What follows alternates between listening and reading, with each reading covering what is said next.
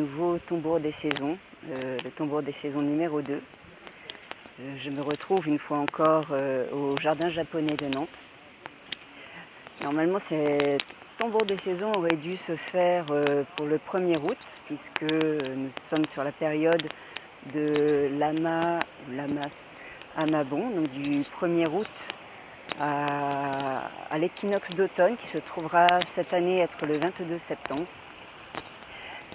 Comme je suis partie en vacances un peu rapidement, on va dire, et que ça a été des vraies bonnes vacances bien posées, ce n'est que maintenant à la rentrée que je trouve le temps pour faire cette vidéo de manière posée et voilà, de la faire vraiment en étant dédiée à ce voyage, à cette guidance et à pouvoir vous l'offrir en toute bonne volonté et de tout bon cœur.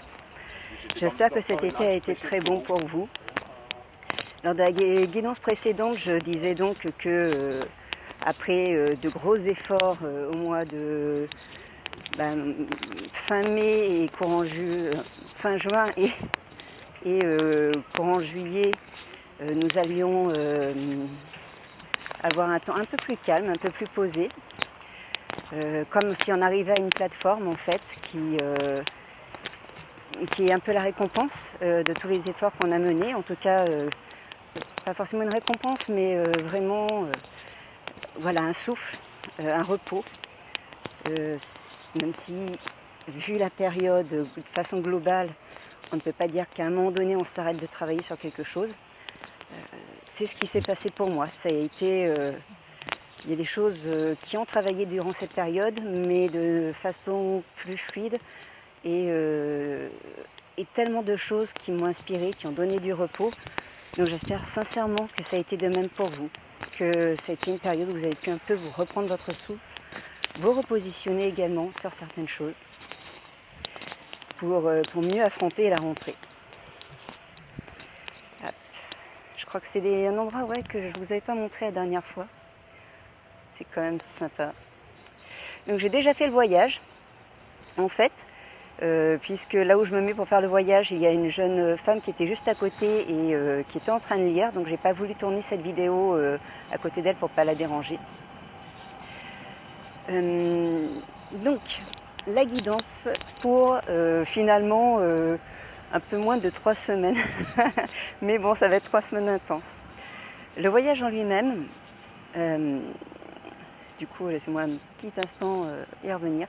Déjà, au tout début, l'endroit que je prends d'habitude pour faire ces guidances, finalement c'est que la deuxième fois, était occupé par 3 personnes, 3 modèles et une photographe qui faisait un shooting. Et sur le coup, je me suis dit que ça allait être compliqué, surtout que j'entendais le clic-clic de l'appareil photo à chaque fois qu'elle prenait une photo et c'était un peu en rafale. Donc, mais je me suis centrée, je vous raconte tout ça, il y a un but derrière. Je me suis centrée vraiment sur le son du tambour. J'avais allumé le tambour pour m'aider à me concentrer. Allumé le tambour sur le téléphone, donc avec les petits écouteurs. Et à un moment donné, alors que j'étais un peu au soleil et tout, il y a eu une sorte de grande descente, de grand calme, un vent frais qui s'est levé, j'ai ouvert les yeux et en fait, elles étaient parties. Et l'air s'était rafraîchi alors que juste avant il faisait un peu chaud. Donc je pense que ça fait partie de la guidance de cette fois-ci. C'est-à-dire qu'il y a des choses désagréables qui vont se passer. Ceux qui suivent un petit peu au niveau astrologique, c'est une période compliquée, on va dire, d'un point de vue, par rapport à Mars en fait, une période où on peut être un peu colérique, où il peut y avoir des tensions entre les personnes. Donc l'important c'est de se recentrer sur nous, sur nos ressentis, nos bons ressentis, provoquer ces bons ressentis pour en profiter et quelque part les répondre à tout notre corps et de là que ça rayonne dans le reste de notre vie. Ça paraît un peu artificiel, fait comme ça, mais quelque part, quand quelqu'un qui est à côté de vous vous gave, pas forcément juste à côté, mais quand quelqu'un à un endroit vous gave, qu'est-ce que vous allez faire? Vous allez vous focaliser dessus, ça va tendre votre corps, potentiellement ramener la colère chez vous, ou en tout cas la tension chez vous. Donc c'est déjà ce qu'on fait, mais c'est qu'on s'est habitué à le faire sur des choses qui nous font pas forcément du bien, voilà, on va dire comme ça. Là, l'idée, voilà, c'est d'essayer de se détendre. Il y a des choses qu'on ne contrôle pas, c'est pas grave. Ce qu'on peut contrôler, alors là, c'est du développement personnel de base, c'est les impressions que ça fait sur nous. Donc, le mindful consciousness, être en plein état d'esprit sur les sensations, plutôt des sensations agréables. Moi, je suis concentrée sur les petits têtards qui jouaient dans l'eau, par exemple. Je me suis concentrée sur la pierre sous moi, sur l'arbre derrière moi. C'est agréable, ça fait du bien et ça a pas mal marché. La guidance en elle-même, donc le voyage que j'ai fait en demandant aux esprits compagnons, esprits alliés, des personnes qui verraient cette vidéo, de faire en sorte que le message que je reçoive soit utile à chacun et à chacune.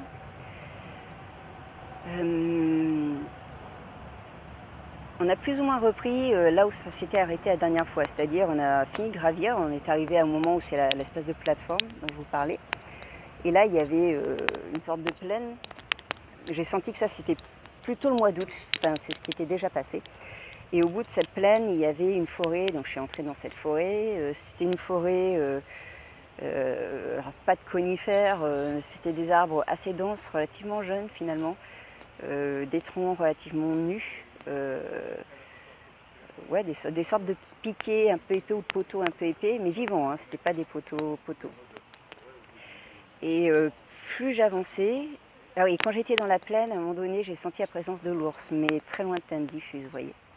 Et donc plus j'avançais dans cette forêt, plus les arbres se sont mis à être fins et serrés. Donc de plus en plus de difficultés à avancer. Presque il bougeait, j'ai l'impression presque d'aller à contre-courant d'une foule. Et j'ai réalisé que ça servait à rien vraiment de forcer, que quelque part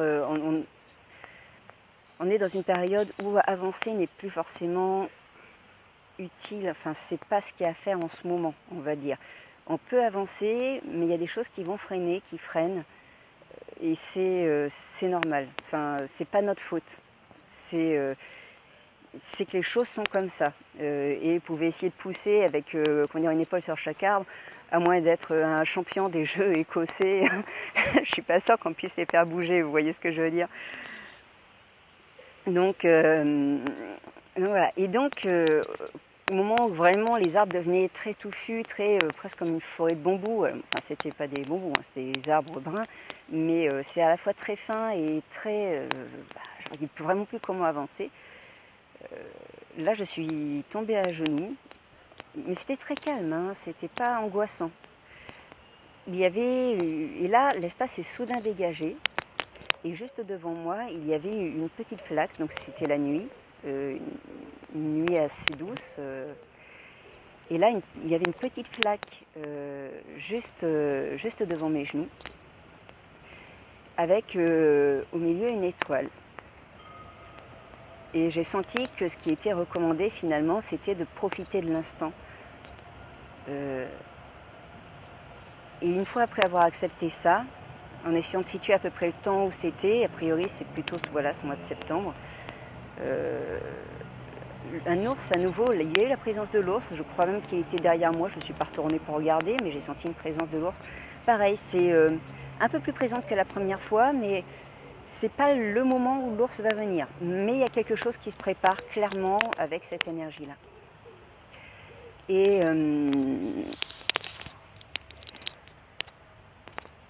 donc, dans ce grand moment de calme, là j'ai songé à la période suivante et il y a une feuille d'automne qui est tombée au niveau de la mare et qui a troublé l'eau.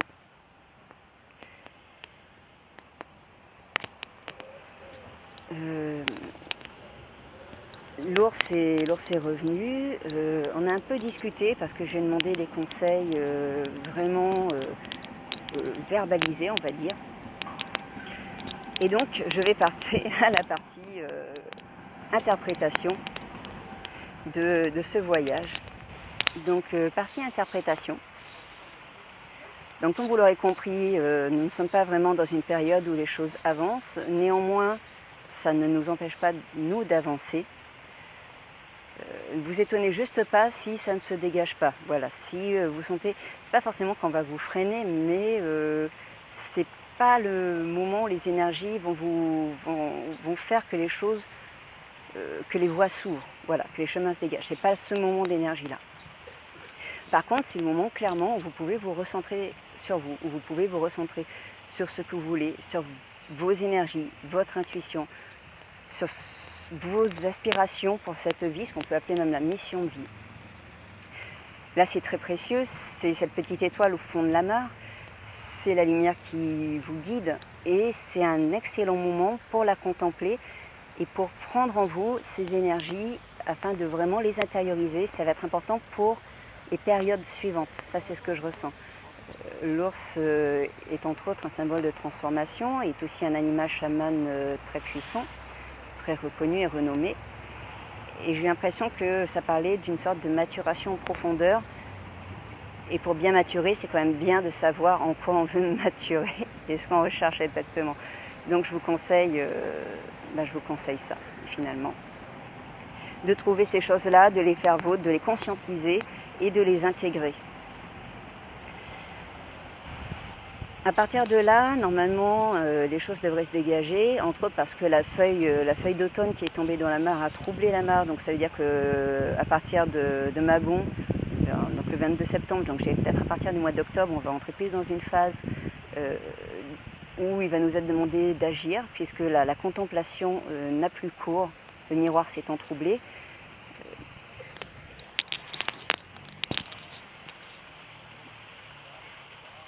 Quant au message que j'ai demandé à l'ours, en fait, c'était... Lui m'a dit, je suis un ours, les arbres, je peux les défoncer comme je veux, mais je ne le fais pas. Ce n'est pas parce que je peux me frayer un chemin par la force que mon choix est de le faire.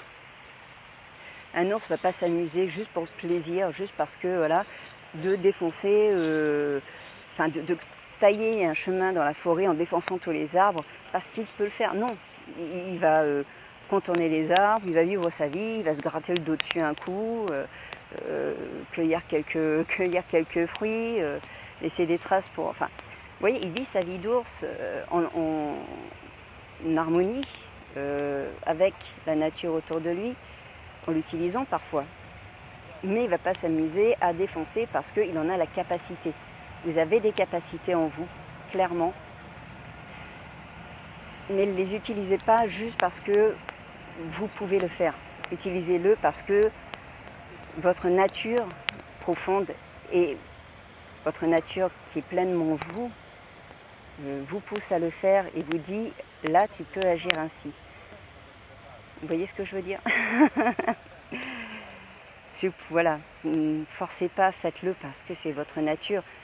Si vous avez des capacités de faire quelque chose mais que c'est pas le bon moment ou c'est pas avec la bonne personne ou mais que vous en avez la possibilité, le temps, l'argent ou je ne sais quoi, si c'est pas le bon moment, c'est pas le bon moment, quoi, tout simplement. Donc le faites pas, suivez votre instinct, suivez votre nature, faites comme l'ours. Je vais aussi demander encore 2 ou 3 autres conseils à cet ours, notamment par rapport à sa symbolique. Il s'est mis sur ses pattes arrière, me faisant comprendre que il est effectivement un animal qu'on a beaucoup associé à l'homme par le fait qu'il se mette debout, par le fait que sa silhouette entre chien et loup peut ressembler à une silhouette humaine. Et il y avait dans cette vision-là une idée justement de rejoindre notre part instinctive, notre nature véritable. Encore une fois, pas forcément se couper de la société ou de défoncer des portes ou je ne sais quoi. Juste retrouver sa place et retrouver un équilibre, parce que ce qui va arriver, ouais, comme dit le petit garçon derrière, je ne sais pas si vous l'avez entendu, il y a un chemin. Ce qui va arriver en fait va nécessiter que nous nous connaissions et nous sachions ce que nous voulons faire. Là je fais une petite pause, excusez-moi.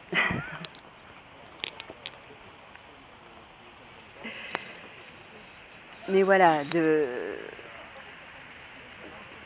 faut pas vivre avec les peurs. Je me souviens d'un voyage, il y avait quelque chose avec les peurs. Oui, c'est ça. Quand j'étais agenouillée devant la mare, il y a des créatures de l'ombre et de la nuit qui sont passées, qui sont juste passées, qui n'ont pas fait de mal, mais et j'ai senti que c'était les peurs qui tournaient autour. Les peurs existent, elles sont là, il n'y a pas de souci. Elles font partie de la vie. Juste, faut les laisser passer, faut en prendre conscience. Mais l'important, c'est ce qu'il y avait dans la mare, c'est la petite étoile au fond de l'eau noire, au fond de ce miroir d'eau. Cette étoile, cette lumière qui est notre véritable identité, c'est ça l'important, c'est là-dessus que votre attention doit rester portée et doit se concentrer. Voilà, voilà, je crois avoir fini pour cette guidance. Comme vous le voyez, finalement c'est un gros travail en profondeur. Faites très attention à vous quand même, dans le sens où même si c'était pas forcément violent, il y avait quand même des choses. Ouais, il y avait quand même ces sortes d'esprits de peur qui venaient. Il y avait quand même un côté qui aurait pu être violent, notamment tous ces arbres avec cette foule qui allait à contre-courant, un côté étouffant, oppressant. Voilà, laissez ça de côté. Concentrez-vous sur vos valeurs, sur ce qui vous fait du bien, et tout se passera bien. Voilà, voilà. Bon. Je vous souhaite en tout cas un très beau temps jusqu'à Mabon, donc équinoxe d'automne, 22 septembre. J'essaierai de refaire une petite vidéo un peu plus rapidement. De mon côté, donc j'ai fait la rentrée pour C'est ton chemin. Je suis en train un petit peu d'aménager l'appartement pour bien accueillir les gens qui souhaiteraient faire des séances de chamanisme avec moi. Séances de chamanisme, ça peut être de la guidance. Ça peut être des séances de soins chamaniques, c'est-à-dire ôter tout ce qui s'incruste en vous en fait. Parce qu'il y a des failles, parce qu'il y a des petits moments de faiblesse, comme on en a tous, comme j'en ai, comme voilà quoi. Bref, tout ça on peut dégager. Que dire de plus? Très bonne nouvelle, si, il y a un partenariat qui s'est finalisé avec le salon de tatouage Black Project Tattoo sur Nantes. Donc je fais aussi du Reiki pour aider à la cicatrisation des tatouages. Et ils ont été très très partants. Donc bon, évidemment je peux faire après n'importe quel tatouage. Je veux dire, à partir du moment où quelqu'un vous tatoue, je peux vous faire du Reiki pour aider à la cicatrisation. Mais en plus m'accueillent dans leur salon de tatouage. Donc si vous faites tatouer chez eux, vous pouvez me demander et je passe. Et juste après la séance de tatouage, bon, on respire un petit peu parce que c'est assez intense, mais 20 minutes après si vous voulez, on se met dans un coin, dans une petite salle spéciale, et je vous fais un petit peu de Reiki pour aider à la cicatrisation, refermer les corps énergétiques, tout ce genre de choses. Voilà, bon, je vous souhaite une très bonne journée ou une très bonne soirée. Il y a beaucoup de boulot en ce moment sur nous, mais franchement, disons qu'il n'y a pas que sociétalement, il n'y a pas qu'au niveau de la société que ça bouge. Alors, si ça bouge aussi en vous, faisons en sorte que ce soit pour notre plus grand bien. Parce que à partir du moment où c'est pour votre plus grand bien, vous vous sentez bien et vous vous sentez épanoui, bah forcément, ça va ressortir sur tout le monde. Donc prenez soin de vous, faites-vous du bien, calmez-vous, et ça ira mieux pour tout le monde. Dans le très bon sens du terme, je me rends compte que c'est un peu bizarre comme phrase, mais vraiment avec de très bonnes pensées. Je vous embrasse, à un prochain tambour des saisons. Salut!